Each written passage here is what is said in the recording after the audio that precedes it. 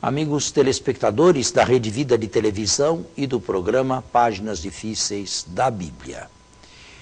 Uma semana passada estamos de volta novamente, graças a Deus, agradeço com o diácono Albérico para mais um programa, mais uma apresentação e continuação, não é, diácono? Perfeito. Daquilo que estávamos falando a respeito das igrejas de Paulo, as eclesias. Eu mostrei, do ponto de vista arqueológico e sociológico, que os lugares de reunião deviam ser as casas dos crentes, casas privadas.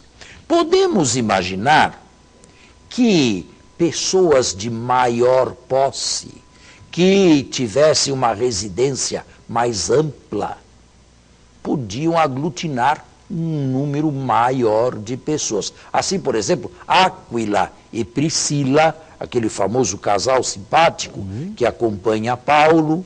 Podemos imaginar a casa de Crispo, parece que de uma maneira um tanto exagerada, se diz que a igreja de Corinto cabia lá dentro, diversas pessoas deviam caber dentro. Portanto, eram reuniões assim, deste tipo. Reuniões de cristãos. Eclesias, associações.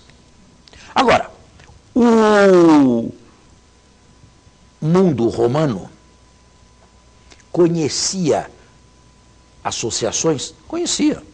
Associações familiares, a família mais estendida, não apenas com o marido e a mulher, mas com os filhos, os netos, os parentes mais próximos. Havia associações de profissão, pessoas que exerciam uma mesma profissão, se reuniam em associação. Nós hoje chamaríamos isto de sindicatos.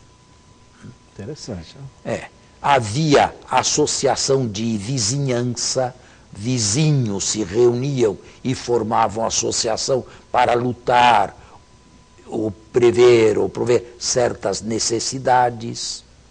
Havia os deuses patronos das diversas associações. E devemos imaginar que nessas assembleias se oferecessem sacrifícios a esses deuses, ou pelo menos libações de vinho ou de sangue de animais sacrificados.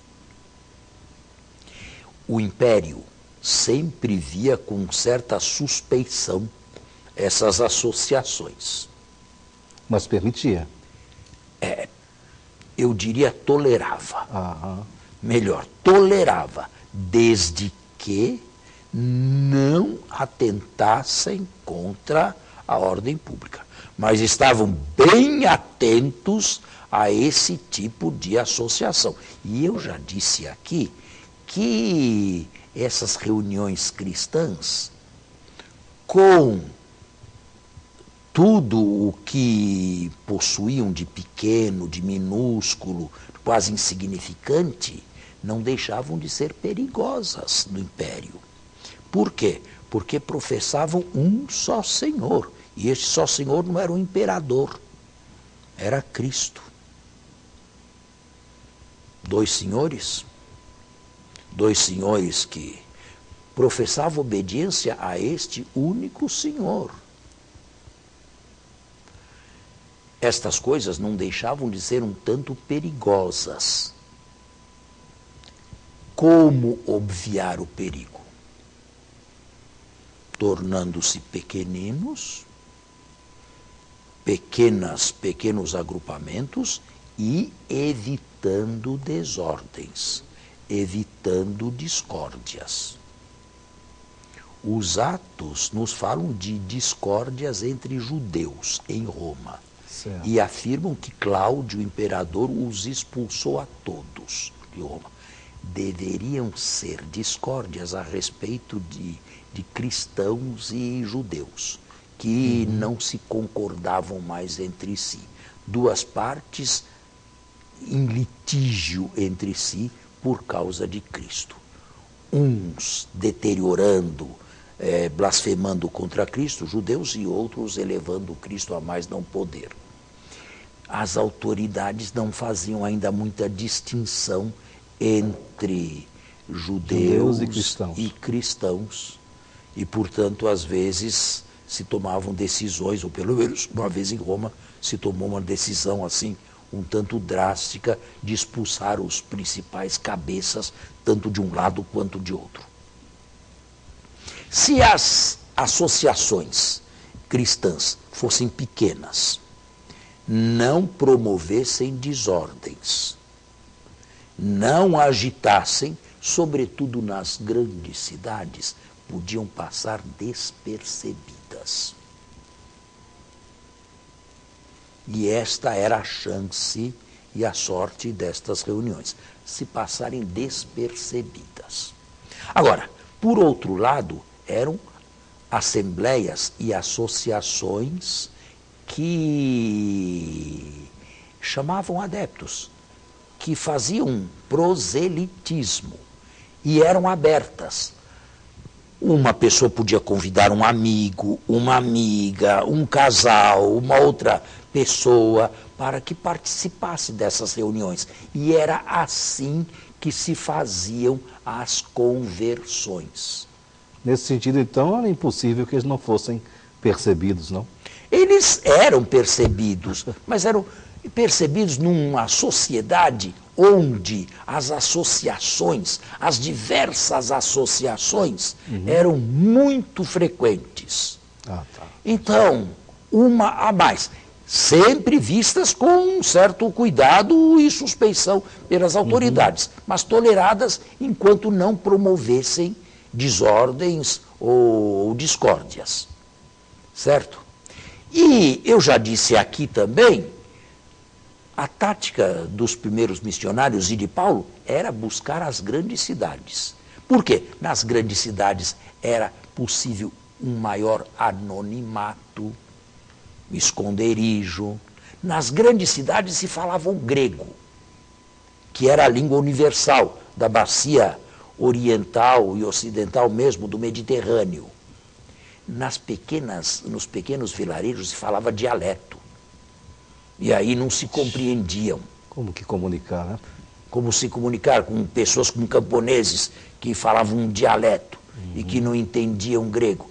Uma vez, e Lucas escreve isso nos Atos, se deu um fato pitoresco. Paulo foi pregar numa aldeia dessas aí, confundiram Paulo com Deus e Barnabé com outro Deus, com Hermes e com Júpiter, e vieram oferecer-lhe sacrifícios. Os deuses desceram em forma humana a nós. Provavelmente não se entenderam na linguagem. Então era preciso evitar, e evitaram de fato, as pequenas aldeias e se concentravam nas grandes metrópoles. De resto, era nas grandes metrópoles que havia a possibilidade de um maior número de conversões, que se davam dessas maneiras aí. Alguém é convidado, as portas não estavam fechadas, eram abertas, e lá o que se fazia? Lá se reunia para ouvir a palavra de Deus, para ouvir um texto do Novo Testamento iluminado, examinado agora, lido à luz do Novo Testamento, um texto do Antigo à luz do Novo. Lá se cantavam hinos em honra a Deus e em honra de Cristo, em honra a Cristo, e se realizava também o famoso convívio, o famoso banquete fraterno, a ceia da amizade. Mas não era ainda a Eucaristia? Ou era a Eucaristia, sim.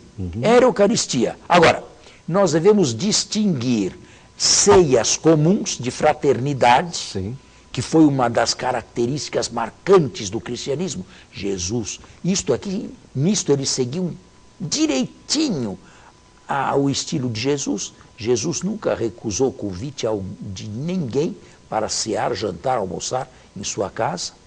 Continuaram os primeiros cristãos esta prática da reunião convivial. Zaqueu, hoje eu vou estar em tua casa. Lembrando Jesus. Exatamente, exatamente. Nunca Jesus recusou um convite, os primeiros cristãos também fizeram a mesma coisa. Agora, claro, cada um trazia um prato. E aí houve certas confusões e certas desordens que Paulo lamenta na igreja de Corinto, né? Ricos comendo de um lado e pobres comendo de outro. Ou então o anfitrião convidando primeiro os de primeira classe e depois os demais, né? Aí Paulo lamenta profundamente. Devia haver esta reunião convivial e devia haver a ceia do Senhor. Às vezes, as duas coisas se unificavam, porque Jesus mesmo instituiu a Eucaristia num banquete, numa ceia. Agora, como com o passar do tempo os abusos não se eliminavam, no século II a Igreja encerrou essas assembleias, digamos, de mesa, essas reuniões, esses banquetes de fraternidade, e ficou apenas a ceia do Senhor. Muito bom. Agora, claro, com que frequência realizavam a ceia do Senhor, nós não sabemos. Naquela época, no século II, São Justino, mártir, nos afirma que semanalmente reuniam-se para cantar louvores a Deus. E dá uma primeira visão de como se comportava uma celebração eucarística. A partir do século II, podemos imaginar que as reuniões eucarísticas se procedessem semanalmente no primeiro dia da semana. No final do século foram transformando o sábado em domingo, ou mudando o sábado para o domingo. Agora, na época de Paulo, com que frequência faziam isto, nós não sabemos. Não? Devemos tomar um cuidado, porém, não projetar a nossa riquíssima teologia eucarística para o século I, para os inícios de Paulo. O nosso tempo, temos agora um intervalo, não é? E continuamos a seguir. Estamos no segundo momento do nosso programa. Eu lhe pergunto, o senhor representa aí a Assembleia, a comunidade, os telespectadores. Está sendo claro? Está sendo claro, e eu estou fazendo uma viagem. Não digo assim uma viagem no passado, não, mas é como se eu tivesse uma direção de um automóvel olhando pelo retrovisor. Que é muito difícil a gente, com a cabeça de hoje, pensar o passado, né? O início. Mas uma das coisas que me chama a atenção em Paulo, justamente com esse mesmo vigor que ele perseguia a igreja, eu não quero sair do foco do nosso encontro, mas sempre me chamou a atenção, com o vigor que ele perseguia a igreja, ele passar a ser um anunciador, não?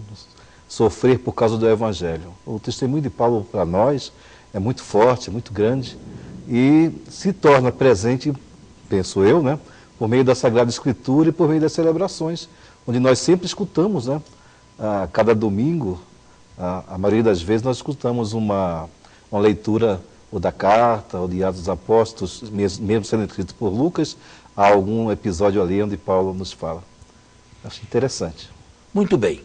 Então nós podemos prosseguir? Sim. Dentro desta temática, que acredito seja interessante também ao telespectador, como é a mim pessoalmente, nos estudos realizados.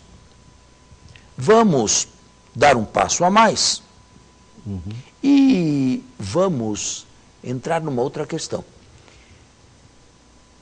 Paulo, era a tática sua, com os primeiros missionários da sua esquadra, entrar numa sinagoga e anunciar Cristo, na sinagoga.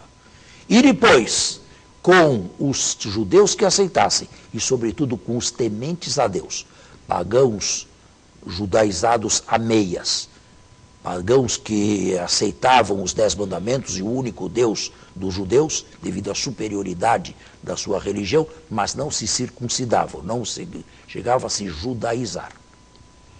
Estes, uma boa parte desses, abraçava o Evangelho. Mas então se criava uma situação híbrida. ao mesmo tempo judeu e cristão. Como?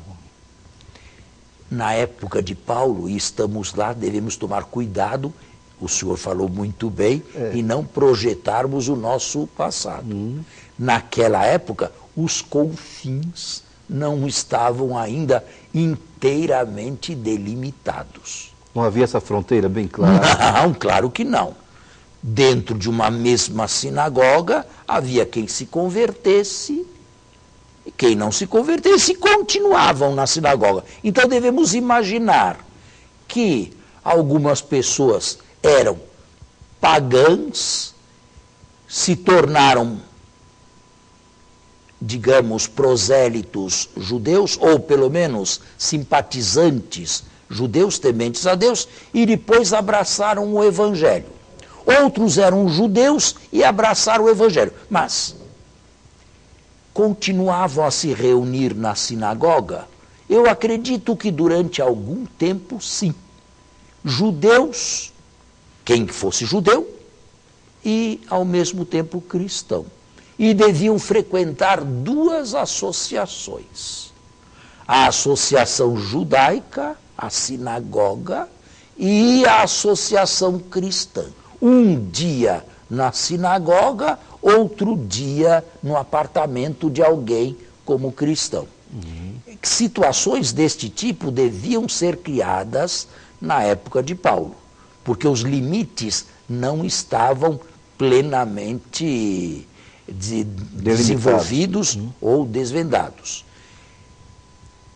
Agora, isto era a fonte de conflitos, isto era a fonte de discussões, isto era fonte de discórdias, e só pouco a pouco se foram formando outros limites. Existem diversos tipos de limites. Quando nós falamos em limites, nós devemos ter em mente o seguinte: existem limites além dos quais não se vai. Se quer permanecer numa mesma etnia ou com uma mesma identidade. Existem outros limites que são mais permeáveis e que, dependendo de quem, podem ser transpostos ou não. Por exemplo, a maioria dos judeus no tempo de Jesus morava fora da Palestina, morava em cidades de maioria pagã. Como era o entrosamento entre esses judeus e a sociedade pagã? Bem, quem fosse muito conservador se entrosava pouco. Seriam os nossos fundamentalistas de todos os tempos. Quem fosse mais aberto se entrosava um pouco melhor.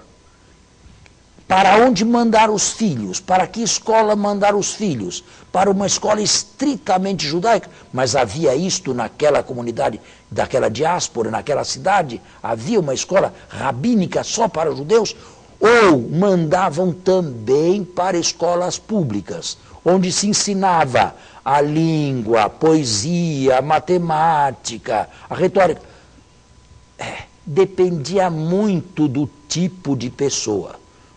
Paulo devia ser fruto de uma família mais evoluída, embora fosse profundamente judeu, e judeu até debaixo d'água. Judeu, digamos, fariseu, né? Judeu de uma seita fundamentalista. Mas tinha uma educação refinada, era bilíngue, pelo menos. Falava aramaico, devia entender hebraico, que não era mais falada no seu tempo, e o grego falava fluentemente. O latim ele não falava? Não. Acredito que Paulo poderia conhecer um outro termo latino, como uma pessoa hoje aqui no Brasil conhece alguma coisa do inglês aí, mas não falava não. Não deveria falar. Pelo menos nada nos indica que falasse latim. Latim era mais falado mesmo na Península Itálica, e só na Península Itálica. Na Itália atual, a sede do Império Romano, na Península Itálica. Certo?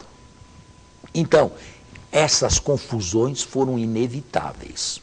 Até quando se deram confins, assim, digamos, permeáveis ou difíceis de serem identificados. Eu acredito que durante todo o período de Paulo, só no final do século, na virada do século, o primeiro para o segundo, foi que as duas partes se romperam definitivamente. É o Evangelho de João, é a comunidade de João.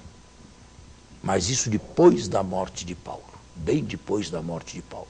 Aí sim, aí quem era cristão não podia mais ser judeu, não era mais recebido na sinagoga. O texto de João, capítulo 9, fala de maneira anacrônica que o cego de nascença foi excomungado, foi expulso da sinagoga, com um olho no século, nos anos 20, mas com outro olho nos anos 90. Isto não aconteceu no tempo de Jesus. Ninguém foi expulso da sinagoga no tempo dele, e nem no tempo de Paulo. Mas no tempo de João já. Não podiam adorar juntos. 2 deuses, que é isto? 3 deuses, que não é possível adorar juntos. Fora, excomungados. Mas isto apenas no final do século, quando o cristianismo e, sobretudo, a cristologia subiu demais e se chegou à divindade de Cristo. Bom, para os judeus era o fim. Deus é único, o Deuteronômio deve ser mantido, deve ser observado, não podemos adorar juntos. São diteístas, na melhor das hipóteses. Adoram 2 deuses e chamam um homem de Deus. E por cima ainda crucificado. Mas aqui eu fico a imaginar, Padre Fernando, mas essa temática, esse problema, os cristãos, mesmo cristãos, começaram a viver entre eles mesmos também, não?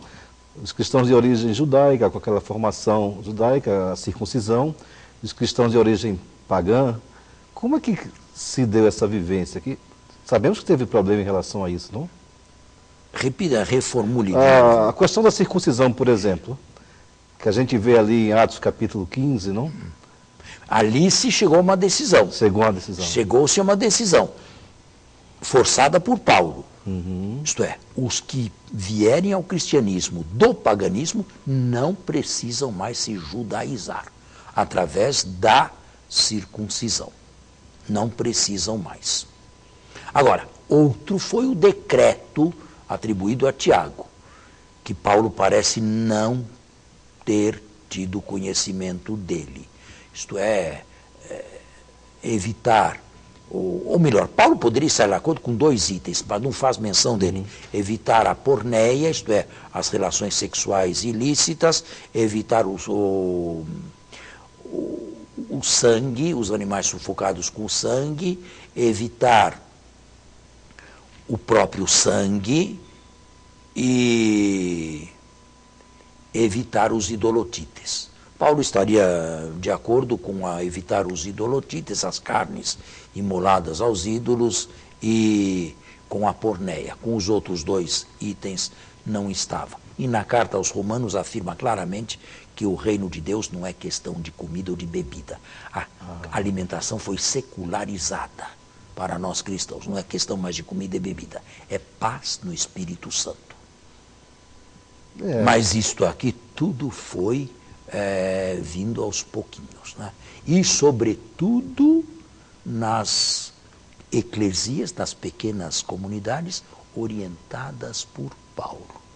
E não se esqueça de uma coisa: quando Paulo se tornou pai dessas pequenas comunidades, ele praticamente estava desligado da igreja de Jerusalém e da igreja de Antioquia, com as quais entrou em conflito, exatamente por causa de posições extremadas que tomou.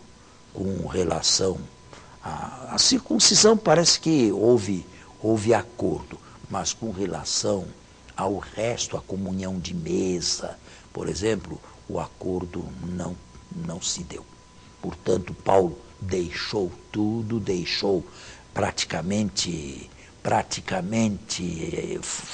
se desligou de Antioquia e de Jerusalém e se tornou um apóstolo independente com a sua esquadra, não se metendo no campo dos outros, mas impedindo que outros se metessem no seu próprio campo também. E assim a igreja avançou, hein? E assim a igreja avançou. E, para terminar, que o nosso tempo está encerrado, para terminar, quando se diz que a comunidade era uma só alma, um só coração, e Lucas escreve isso nos Atos, isto é muito mais idealista do que realista. Na verdade, Paulo, Tiago e Pedro não tinham muito em comum, a não ser a fé em Cristo, evidentemente. Amém. Bom, vamos encerrar o nosso programa, ele está bonito. terminado, mas voltaremos no próximo domingo, não é? Com muita alegria. Muito obrigado.